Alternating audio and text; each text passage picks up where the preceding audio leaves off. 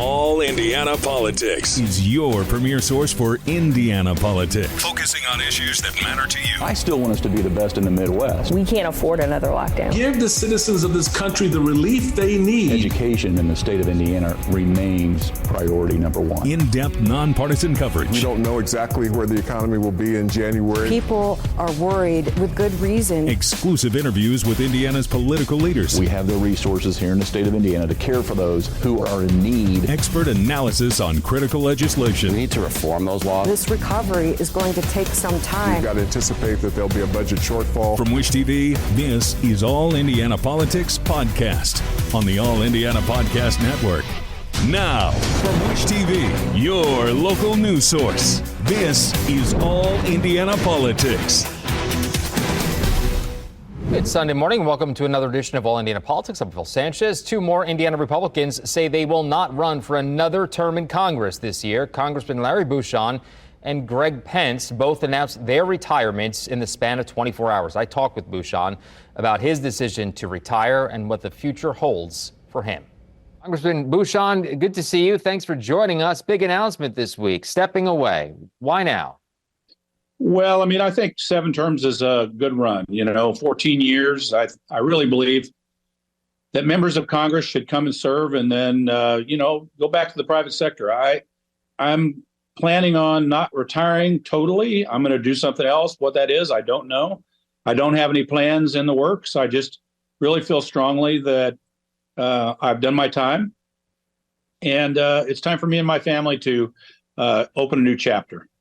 When you say do something else, we should point out that you're a doctor, a heart doctor. Are you medical field or still in politics? No, I won't be able to go back to the practice of medicine. I've been out for 14 years. I was a cardiovascular surgeon. Things have changed quite a bit. I'd have to go back into training for a period of time. Plus, I'm going to be 62 years old in May. And really, as far as cardiovascular surgery goes, most people back away from that in their early 60s anyway, had they not, even if they were still in practice. So I don't know. I'm going to try to do something that influences national healthcare policy. What that will be, I don't know yet. I hope to find a position. You never know. Something in healthcare, something government-centric. I'm going to be open to possibilities. And, right now over the next year, though, I'm going to work hard in Congress because we got a lot of important issues, before the American people. And I'm going to finish strong here.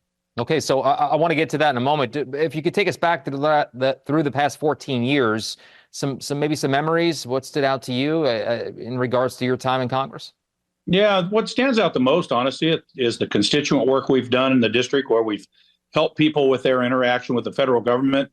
That's a very, very important part of government that people don't understand necessarily. We've made a difference for individual constituents in their interaction with the government, whether that's Medicare, the VA, or other agencies. And also, it's been a pleasure to interview service academy candidates, and have young men and women go to our service academies. Personal things like that, the interaction with the people in each of my counties, hearing from people directly, and then trying to make a difference on that scale.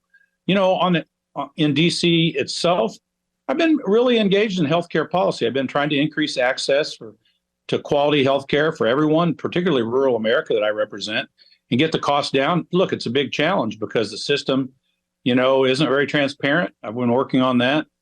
So I'm proud of those things. I think as far as legacies goes, try to increase quality, affordable healthcare to everyone is something I think I've worked on a lot and I'm proud of. From a personal life perspective, it's a grind, right? It really is. I mean, half the time you're away from your family. You travel quite a bit back and forth. I do from Evansville, Indiana to Washington, D.C. Yes, so it is. It's a grind on not only you, but your family. And in my statement, which I'd encourage your viewers to read on social media, I talk about that, how I want to thank my wife, Catherine, my kids, I have 4, and my in-laws for helping us. They live next door to us in Evansville. But yeah, it's a personal grind, but that's part of it, right? And that is something that goes along with the job, but it's still an honor and a privilege to do it. Any regrets? I have none. I think, I really don't regret my decision to run for Congress or serve in Congress. It's been an honor and a privilege to do it. Again, my interaction with people in Indiana, whether that's on the personal level or touring businesses and seeing how things are done, what people are doing every day around the state and in my district has been a pleasure. So I have no regrets. In regards to our earlier conversation, you have 10 months left. What's in the forefront? Yeah. Well, we're going to work on healthcare transparency. We have legislation that passed the House, and we all want to try to get the cost of healthcare down, and the cost of pharmaceuticals down. We also have legislation that passed the House to help do that. We're working with the Senate. So I'm hopeful, more transparency in the healthcare system, get the cost down for our citizens. That's going to be a big push of mine this year. I also need to make sure we adequately pay our medical providers. Rural America, underserved America. Right now, it's difficult to get providers to practice there and to take Medicare because of the low reimbursement rates. We want to make sure those are adequate so we can get doctors, nurses, nurse practitioners back into rural America and in underserved urban America because those citizens deserve good health care close to home. So I'm going to be working on all those things. Congressman, one more question before I let you go, and thank you for taking some time. Sure. You plan on maybe backing someone as your replacement? I don't. I'm not going to publicly back anyone. I think it's up to the voters. There'll be some good candidates getting the race. I'm going to support the Republican nominee once the primary is over because I believe in the principles of our party. Limited government, low regulation, low taxes. But in the meantime, no, I'm not going to openly support any candidate. I think there'll be a number of qualified candidates. Okay. Well, Congressman Bucshon, you've always been good to us. Thank you so much for joining us, and we look forward to maybe having some more further conversations with you over the next 10 months. Thank you, sir. Sure. Thank you very much. Appreciate it. And coming up, a special guest gets a special welcome at the State of the State. Israel's Consul General to the Midwest joins us. Welcome back. Governor Eric Holcomb's State of the State speech included a tribute to Israel's ongoing war with Hamas. Israel's Consul General to the Midwest attended the speech as a special guest. Our Dakari Turner sat down with Cohen to discuss the speech and Israel's actions in the Gaza Strip. It's always good to be here in Indiana. We have very close relation and partnership between Israel and the Hoosier state. The governor is a great friend of Israel. We have a lot of allies and friends in the capital.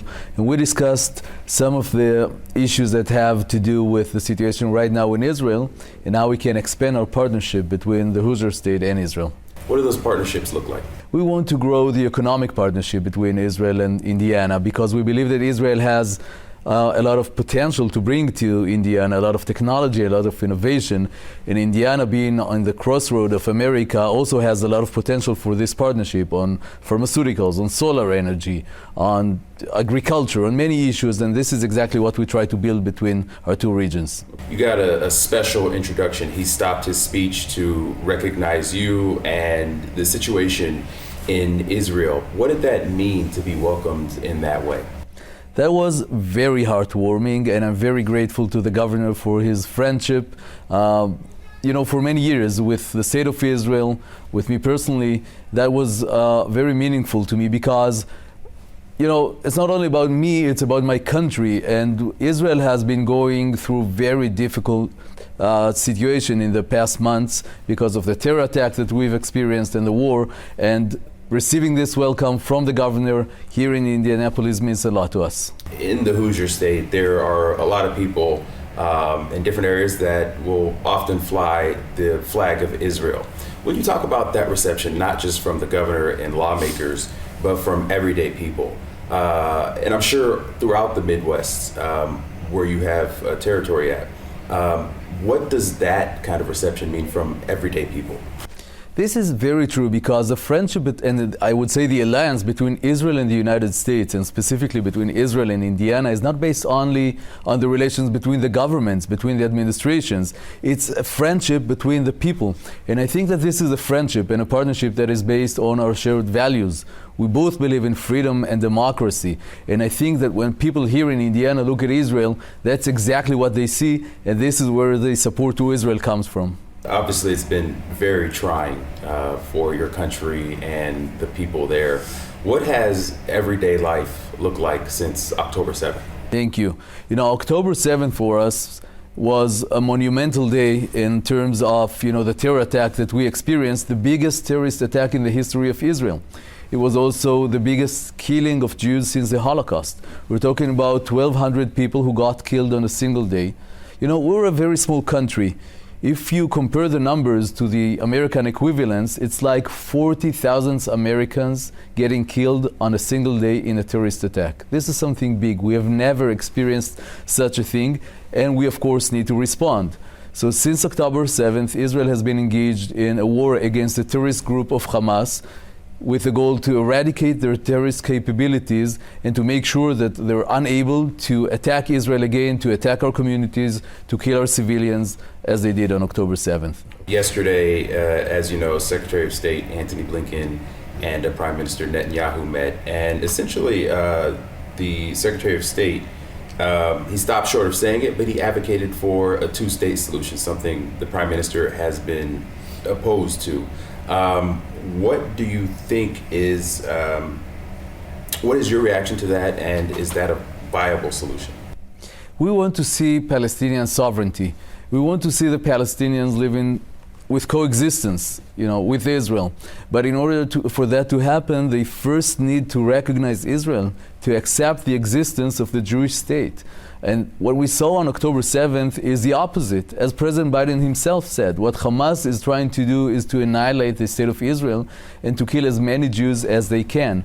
And while Hamas continues to control the Gaza Strip, and while Hamas continues to have strongholds in the West Bank, this is very dangerous. So we need to make sure that the radical elements are disappearing, are gone from the Palestinian society, and if we want to build a future of peace and coexistence with our neighbors, with our Palestinian neighbors. Is there a way that the Israeli army can avoid civilian casualties in the southern part of Gaza? Yes, there's no guarantee for that ever. War is a horrible thing, and the war that is happening right now in the Gaza Strip is a very complicated one because it happens in urban spaces, because Hamas is hiding behind civilians. They're hiding behind civilians in schools, they're hiding behind civilians in hospitals, they're hiding behind civilians in mosques, in worship places, and they're hiding behind civilians in residential buildings. So we try to do whatever we can to minimize the harm for civilians. This is why Israel called for civilians to leave the war zones. This is why Israel has created an interactive map to get more information, so that the people in Gaza get more information about where are the safe places and where are the places that are more dangerous for them. Lastly, I'll just ask you, what is Israel's plan for Gaza and for the Palestinian territories as a whole after the war? This is probably the most important question now, because what we want to make sure that happens after the war, and this is what President Biden said too, is that Gaza will not be controlled anymore by Hamas, because a terrorist organization cannot rule a territory. Hamas cannot rule the Gaza Strip. We need to make sure that there is another governing body in the Gaza Strip that is based on, Palestinian leadership, that is aiming for more freedom, for more democracy, and more coexistence with Israel. We will probably have a transition period in which some of our Arab partners from the region, the moderate Arab countries, Egypt, Saudi Arabia, the Emirates, together with the Americans, the Europeans, and other international bodies, probably have to mentor the new Palestinian leadership in the Gaza Strip towards more freedom, democracy, and coexistence with Israel. Okay. All right, coming up, Indiana's best political team talks congressional retirements and looks ahead to the Iowa caucuses.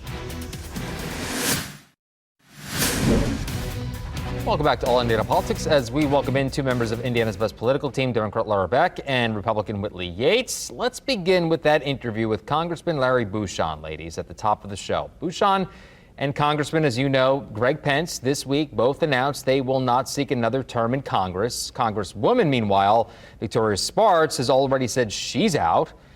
Whitley, should Republicans be worried about these departures? Absolutely not. Both Congressman Bucshon and Congressman Pence have left a long legacy of leadership here in Indiana, and I think that they have decided that it's time for them to retire. We thank them for their service, and the Indiana Republican Party and base has a long bench of talent that can fulfill these roles and continue to carry that leadership on into 2024 and beyond. Laura, they're all safe Republican seats, as is the seat Jim Banks is vacating to run for Senate. So what will Democrats have to do to flip these seats? And are there any of them that are more likely than others? Well, I think we have to do what we always do. And I think we have to be really strategic and thoughtful about getting folks in there who are qualified to do the job and can represent Hoosiers. I mean, I think one of the most important things is we are going into an election cycle where democracy is on the ballot. Donald Trump is going to be on the ballot. This could be seen also, too, as a nationwide referendum on abortion. So I don't want us to give these away immediately and say they're lost causes, because they're not. The districts are difficult because they were drawn by Republicans. But at the same time, change can be very powerful. And I think it's a good opportunity for candidates to step up and run, especially in this pivotal election year. Yeah, it'll be interesting. Governor Eric Holcomb, as you know, delivering his final State of the State address on Tuesday night. He mainly recapped his recent economic development moves. He did call for action on issues such as literacy and child care. Laura, legislative Democrats say they were disappointed by a lack of mention of health care issues in this speech. You agree? Well, I think healthcare is incredibly important for us to have this conversation about. I mean, healthcare is probably one of the biggest expenses people face. And especially as Dr. Bucshon talked about, transparency with healthcare costs are really incredibly important. And there is a divide between healthcare. What I think is interesting is that there's such a focus right now at the State House on education, and there's such a focus on literacy. And are we, we're going to hold kids back in the third grade. I mean, Republicans have been in charge of education for probably 20 years, and they still aren't moving the needle forward. So I think we need to take a look at going back to the days of Governor O'Bannon. Let's go to full day kindergarten. Let's have better child care access. Let's do anyone who has kids understands and knows early childhood education works, and that makes the biggest difference if you want to make a dent in literacy and reading. Whitley, I'll let you respond to that. Also, does Holcomb's focus on Chamber of Commerce type issues put him at odds with socially conservative legislature? No, I don't agree at all with what Laura's saying. And we've had 4 State of the States from Governor Holcomb, and we have seen the types of bills that his administration has pushed. And he has supported education 10 times over any other governor. He has funded early childhood education and made investments not only into students, but into teachers as well as school choice. And so I think it's a misnomer to pretend as though he has not been a champion and an advocate for education, but to look at the current literacy rates of the third graders and to really understand how COVID has truly impacted our students when they weren't in school. Me having a third grader myself right now, I understand the challenges that we faced. And it's really about coming together as a state, looking at all the different dimensions in which we can do better and where we're excelling, and making cognitive decisions that propel all Hoosiers forward. All right, let's turn now to national politics, ladies. The Iowa caucuses are tomorrow night. Whitley, Trump has a huge lead in the polls in Iowa. How likely is it, in your opinion, that he underperforms, and how much could he lose before he has to worry? I don't think that Trump will underperform. I think the polls will be pretty close to the pulse of the people at this point in time, just like the polls for Joe Biden, where he is underperforming. I think that it's going to be the exact pulse of the nation. I have absolutely no thoughts, feelings that he will not prevail in Iowa. I think the bigger question will be, how will some of the other contenders do? We only have Joe Biden running in the Democratic Party, or that's who they're only allowing on the ballot in Iowa. But when it comes to the Republican side, I really want to see how Nikki Haley is going to do, considering who has dropped out of the race, former Governor Chris Christie. Laura, what will you be watching for tomorrow night? I think a couple things. One is turnout. I mean, we always talk about turnout, but I think the weather's going to be like 3 below zero or something like that. But I'm from northern Minnesota, and people from Iowa we're hardy folk. So that probably won't depress turnout. But turnout, I definitely will be watching. I also think of the margin on Trump. I mean, it's not a question that he's going to win. I think it's going to be by how much. And then following from there, who gets out of the race? Will Haley get out? Will DeSantis get out? Haley probably will. I would assume Haley's going to stay in, but I don't know how it's going to be sustainable for DeSantis to continue at the state and time if he doesn't come in second. So that's probably what we're going to be watching the closest. And then the question then becomes, they turn around and head to the next state and see how that moves forward. So those will be the things we'll be looking for. Yeah. Yep. Mm-hmm. All right, ladies, good to see you. We'll all be watching All Eyes on Iowa tomorrow night. Thanks for coming on. We'll talk to you soon. Thank you. We'll be right back. Well, thank you for joining us for All Indiana Politics this week. We'll be back here next Sunday morning at 9:30. You can also find our brand new All Indiana Politics podcast. It's part of the All Indiana Podcast Network over at wishtv.com. Have a great rest of your weekend. From Wish TV, this is All Indiana Politics Podcast on the All Indiana Podcast Network. Watch All Indiana Politics live Sunday mornings at 9:30 on Wish TV and at wishtv.com. Subscribe to this podcast and listen weekly here on the All Indiana Podcast Network. And be sure to discover even more great podcasts at allindianapodcastnetwork.com.